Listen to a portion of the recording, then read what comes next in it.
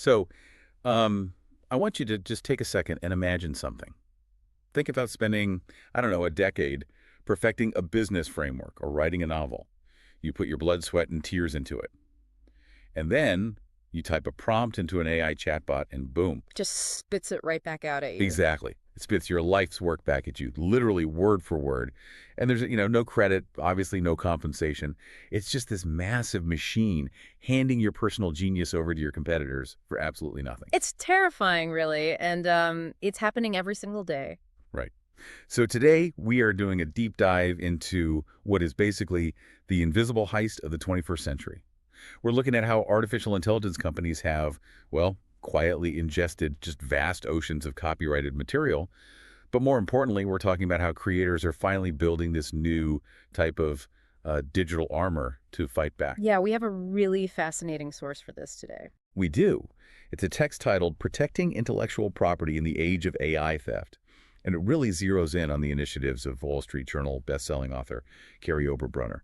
And it's wild stuff. It really is. And I think to even wrap our heads around the sheer scale of this, this invisible heist, we have to recognize how the very definition of theft has, well, it's fundamentally mutated. Mutated how exactly? Well, think about it. For generations, traditional intellectual property theft was, it was physical. Like someone literally broke into your office and stole a manuscript right off your desk. Right, a physical object was missing. Exactly.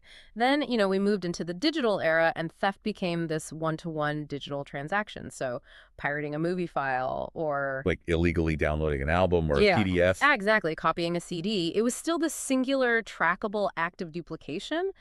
But the source material really highlights that large language models, or LLMs, they don't duplicate. That's the old way. They ingest, they dissolve, and they synthesize. It's completely different. Which, brings us to the actual catalyst for the actions we see in our source material. Because Kary Oberbrunner, he didn't just wake up one random Tuesday and decide, hey, I'm going to tackle global AI policy today. No, not at all. It was deeply personal. Yeah, he had this visceral, inciting incident. He actually discovered that his own published books alongside, I think it was, 500,000 other books. Yep. 500,000. Just crazy. 500,000 books had been quietly scooped up and used as training data by these AI companies. And, 500,000 books, that represents a staggering volume of human cognition. I mean, we are talking about an entire shadow library of human thought just vacuumed up. Without asking anyone. Right, without permission, without a dime of compensation, and completely devoid of any transparency. And Oberbrunner has this quote in the text that I think perfectly captures the modern creator's blind spot when it comes to this issue. He basically says, most authors still think intellectual property theft looks like someone illegally downloading a PDF, but AI changed the rules. Yeah, the mechanics of the theft have completely shifted under our feet. When an LLM trains on a book, it doesn't just, save a copy of the text on a hard drive in a server farm somewhere. So what is it actually doing? Well, it breaks the text down into tokens.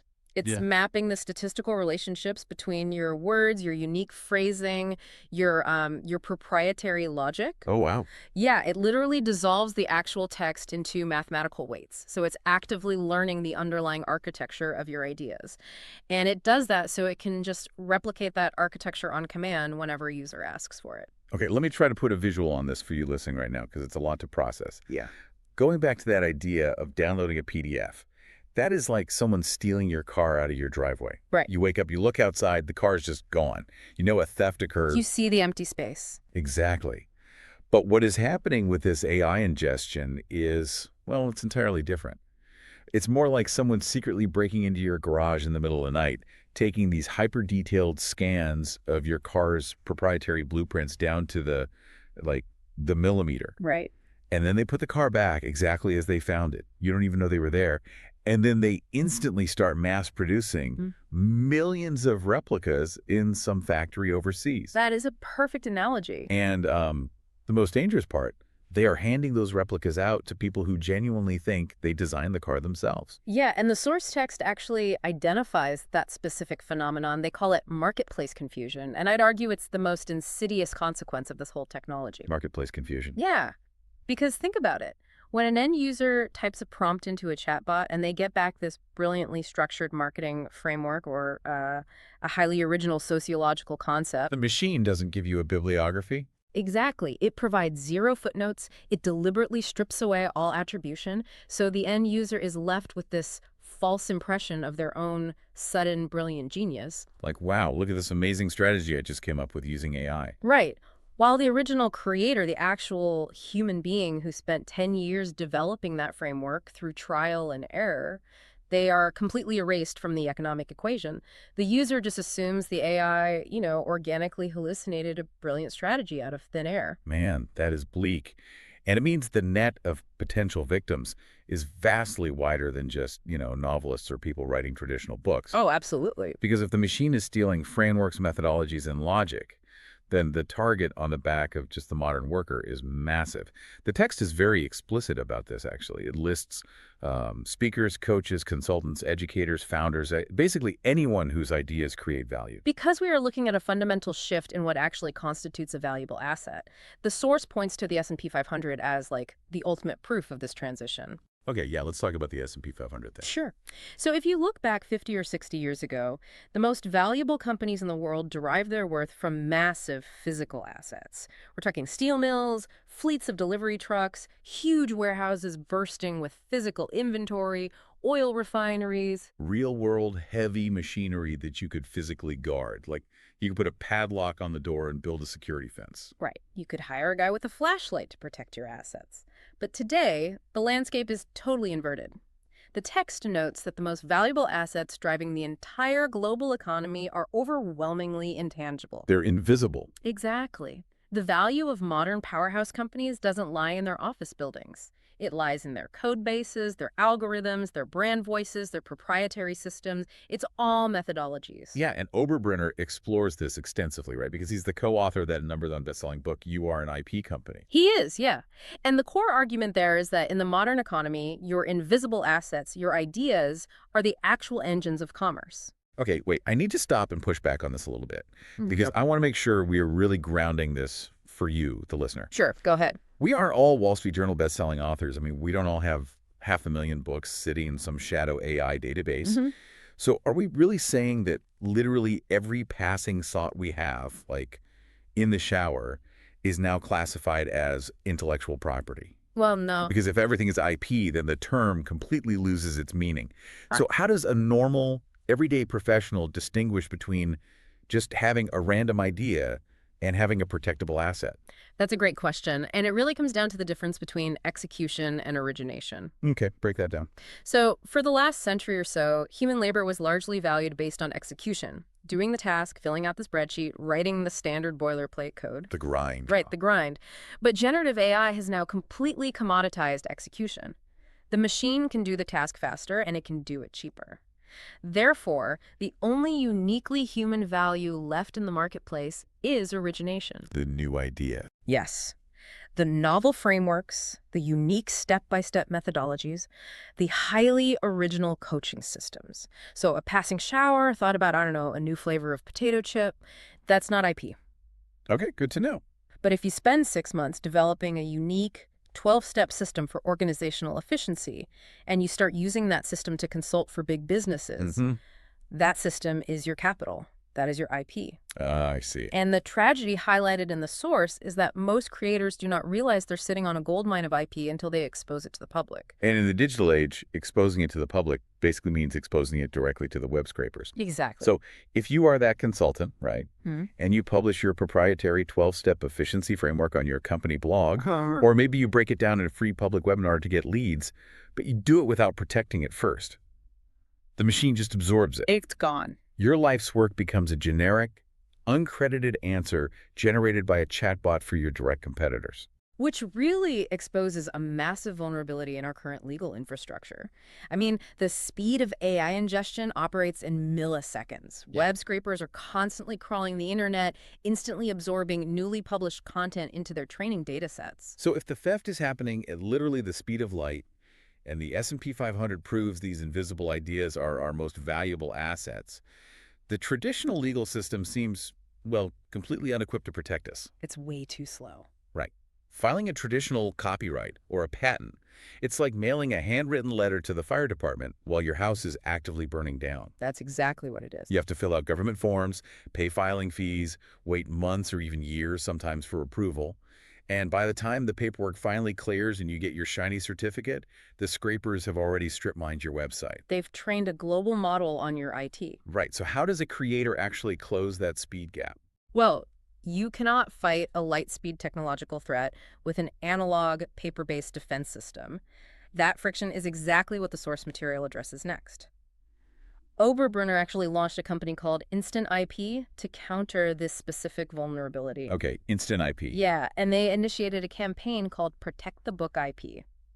It's designed to offer indie authors and publishers worldwide a free credit to establish tamper-proof evidence records of their unpublished work. Oh, that's interesting. And the text specifies this is accessible with no purchase necessary. There's a dedicated portal at instanttip.todaywriter. Okay, but I want to flag something.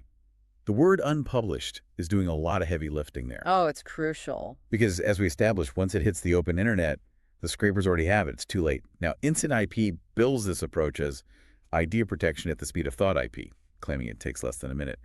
But I want to dig into the actual mechanics here, because the text says the platform creates a cryptographically verifiable timestamp and audit trail. And look, that sounds like a very impressive string of tech buzzwords. But let's be real. A blockchain timestamp does not put a magical force field around your blog post to physically stop a bot from reading it. Right, it doesn't. So how does this actually protect the creator in the real world? It solves the burden of proof problem. You are totally correct. It is not a physical wall. But remember how we discussed earlier that LLMs dissolve your text into mathematical weights? Yeah, the tokenization stuff. Right. When they do that, they strip away the metadata. They destroy the evidence of where the idea actually came from. So if you publish an unprotected framework and an AI company ingests it, and later you try to sue them, they can simply claim their model organically synthesized the concept from millions of different data points. And how do you prove otherwise? Exactly. It becomes your word against a multi-billion-dollar black box algorithm. You essentially have no receipt. Precisely. You have no receipt. But what a cryptographically verifiable timestamp does is utilize blockchain technology to create an immutable mathematical record. Okay, so it locks it in. Yes. It is a frozen digital fingerprint of your manuscript or your framework or your business plan. And it's logged permanently on a decentralized ledger. So if you establish this undeniable proof of ownership before public distribution, you suddenly hold the ultimate receipt. Oh, I get it now. So if an AI company later comes out and claims they miraculously generated your exact 12-step methodology organically, you could just point to the blockchain and say, no, actually I have mathematical proof that I codified this exact sequence of thoughts 3 months before your model was even trained. Yes. It entirely flips the leverage. That's huge. It is. You move from a defensive posture of trying to desperately prove they stole it to an offensive posture where they have to explain how their machine magically guessed your exact cryptographically sealed blueprint. And the source material explicitly notes that this mechanism helps creators defend their work in disputes involving AI copying, digital impersonation, unauthorized reuse. All those massive model training controversies we see in the news. Exactly. It provides a concrete foundation for legal disputes that traditional, slow-moving copyrights simply cannot offer in the immediate aftermath of an idea's conception. Okay, but hearing all of this, the mass scraping, the stolen books, the need for cryptographic defense shields, it paints a very adversarial picture. It does sound like a battle. Yeah, it sounds like a full-blown declaration of war against artificial intelligence. It gives the impression that creators are just trying to smash the servers and drag us all back to the analog age. And it is remarkably easy to misinterpret these defensive measures as hostility toward the technology itself, but the source makes a really crucial philosophical pivot here that recontextualizes the entire Instant RP initiative. Right. Oberbrunner is very explicit about this. This movement is not anti-AI, it is fundamentally pro-creator. I actually found that distinction really fascinating in the text. There is no denial about the utility or the permanence of artificial intelligence. No, not at all. He actually acknowledges it as one of the most powerful technologies in human history. Yeah. So the fundamental issue isn't the existence of the machine itself. Right. The issue is the extraction process. Exactly. The technology itself is entirely neutral. The conflict arises from the lack of transparency, the lack of attribution, the lack of protection, and the total lack of a voice for the creators whose intellectual labor serves as the raw fuel for these models. Yeah, the raw fuel. Because without the thousands of hours authors spent writing those 500,000 books, the LLMs would have literally nothing to learn from. Creators are building the machine's future, but they are being treated as this invisible, uncompensated resource to just be strip-mined. It's about demanding a seat at the table, not trying to, burn the table down Yeah. entirely. And there's a quote from the source that we really need to isolate and highlight because I think it is the most urgent takeaway for you listening right now. Yeah. It frames the reality of the modern idea economy perfectly. He says, your ideas are either protected or they're training someone else's model. It is a stark, unavoidable binary. Yeah. In an ecosystem where web scrapers are constantly ravenously hungry for new data, inaction is actually a definitive action. If you do nothing to codify and timestamp your invisible assets, you are actively defaulting to becoming free training data for a multinational corporation. Yeah, that hits hard. Yeah. Your ideas are either protected or they're training someone else's model. It really drives home the fact that your frameworks, your courses, your podcasts, your unique methodologies, and they're not just passing thoughts. They are your capital. Yes, they are your capital. And if you rely on the outdated concept that intellectual property is only for giant corporations with massive legal teams, or that simply saving a Word document on your laptop somehow keeps you safe, you are leaving the vault door wide open for digital imitators. Because the speed of the technological threat requires a defense mechanism that operates at the exact same velocity. Right. So we have unpacked the evolution of the theft from physical piracy to LLM tokenization. Yep. We have explored the shift in the S&P 500 toward an economy built almost entirely on invisible, intangible assets.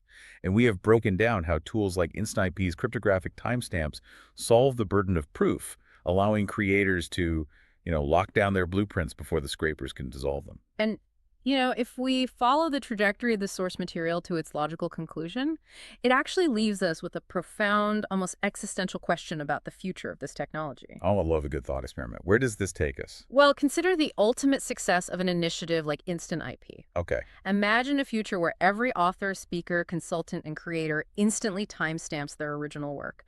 Every new human thought, every brilliant new framework is immediately locked down, cryptographically sealed, and shielded from unauthorized scraping. The ultimate creator utopia. Right. But if that happens, what do the large language models consume? Oh, the well dries up. They lose their free food source. Exactly. When the models run out of free, unprotected human genius to scrape, they will inevitably be forced to train on the only data left available on the open web. Other AI-generated content. Wait, really? Just AIs talking to AIs? Yes. We will enter a massive feedback loop of machines learning from machines, synthesizing synthetic data over and over again. And the technical term for this is model collapse, where the outputs become increasingly degraded and just incredibly generic. Wow. And if the entire digital landscape is drowning in mass-produced, degraded AI copies, then the value of verified, original, cryptographically proven human thought doesn't just survive, it skyrockets. Exactly. When everything is synthetic, authenticity becomes the ultimate premium asset. That is an incredible thought to leave off on. We started by asking you to imagine the horror of a machine secretly ingesting your life's work. But now, hopefully, you realize that while the scrapers are relentless, you have the tools to solve the burden of proof and secure your intellectual capital. Thank you for joining us on this exploration of the invisible front lines of the AI revolution. Keep your ideas locked down, and we'll see you on the next Deep Dive.